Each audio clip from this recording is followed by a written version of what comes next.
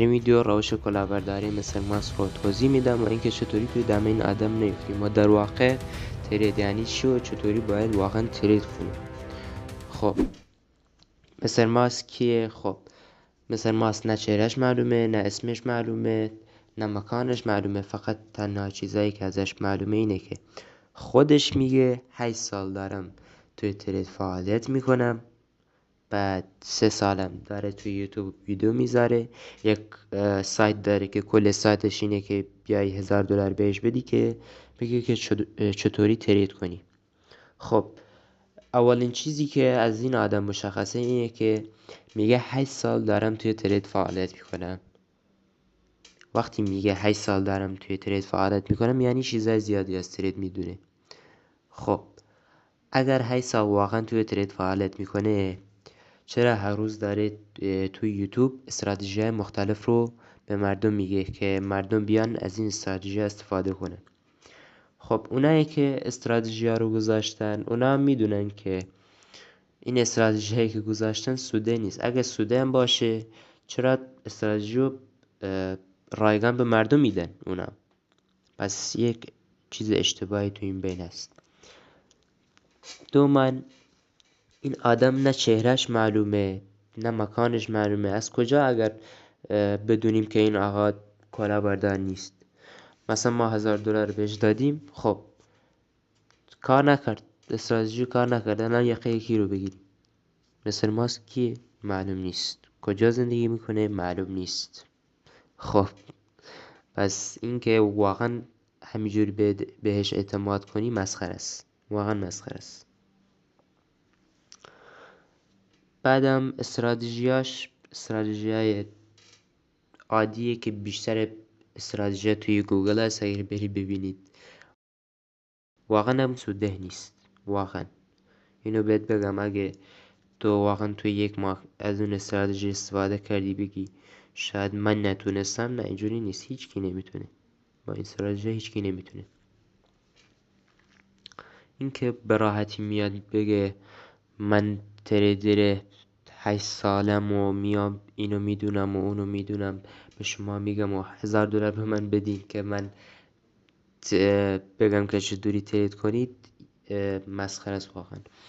اینکه خودش نمیتونه بیاد از ترید سود بکنه، بیاد از شما $1000 بگیره که به شما آموزش بده که چطوری ترید کنید، مشخصه که خودش از ترید هیچ سودی نکرده که میاد به شما پکیج میفروشه که $1000 $10,000 اینجوری. مشخص میکنه که کلاهبرداره. اینکه ترید کلن چیه که این آقا میاد میگه میتونین توش پول دار بشید؟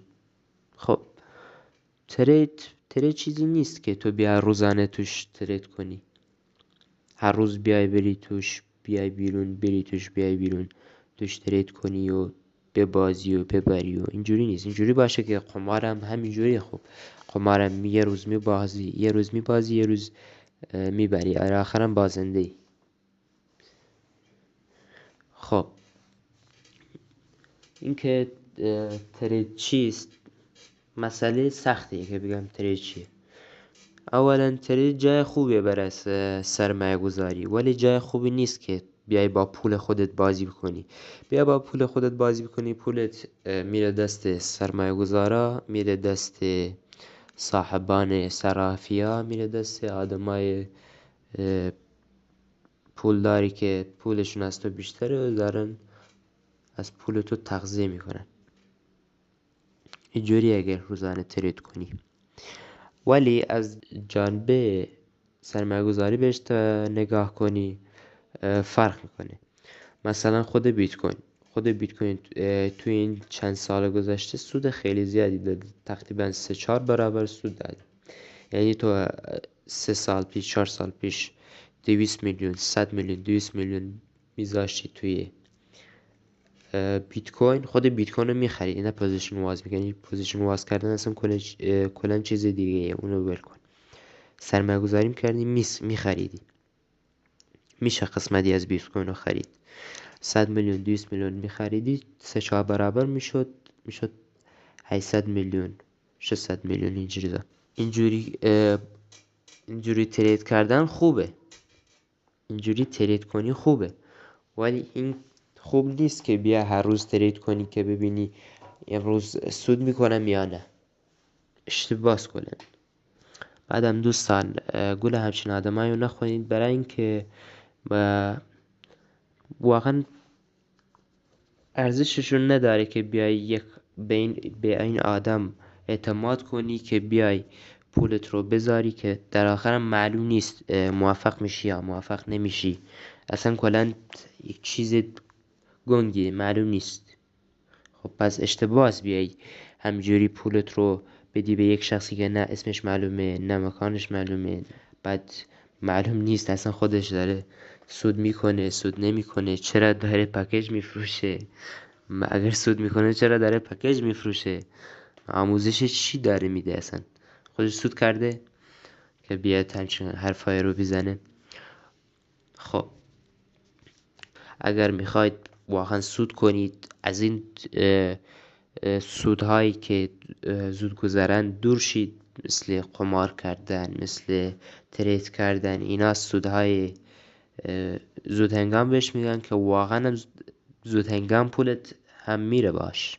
اینو به بدونی در آخر تو بازنده ای، تو برنده نیستی. این همه آدم میان میگن با ترید موفق شدیم میلیاردر شدیم، کاسه زیر نیم کاسه است. دوستان اگر میخواید بیشتر از این ویدیوها بذارم و 2 نفر دیگر رو آگاه کنم، زیر ویدیو توضیحاتش آیدی تلگرام رو دادم، میتونید اونجا بهم پیام بدید و همچین آدمایی که میان کلاهبرداری میکنن بفرستیم برام تا ویدیو ازش درست کنم. برای اینکه حمایتم کنین سابسکرایب و کامنت و لایک و بکوبید که من ویدیوهای بیشتری